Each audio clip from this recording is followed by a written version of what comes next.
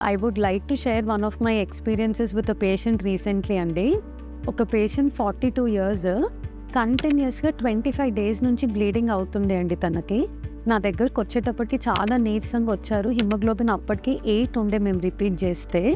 25 days ఎందుకు wait చేశారు? ఒక 1 వీక్ చూసి బ్లీడింగ్ ఆగకపోతే రావాల్సింది కదా అని అడిగాను. దానికి తన ఆన్సర్ ఏమని ఇచ్చారంటే, మా ఇంట్లో అందరూ అది వేస్ట్ బ్లడ్, బ్లీడింగ్ అవ్వడం మంచిది, ఆ వేస్ట్ అంతా వెళ్ళిపోవాలని చెప్పారని చెప్పిందండి. So first come out of that misconception. Menstrual blood అనేది ఇంప్యూర్ బ్లడ్, వేస్ట్ బ్లడ్ కాదండి.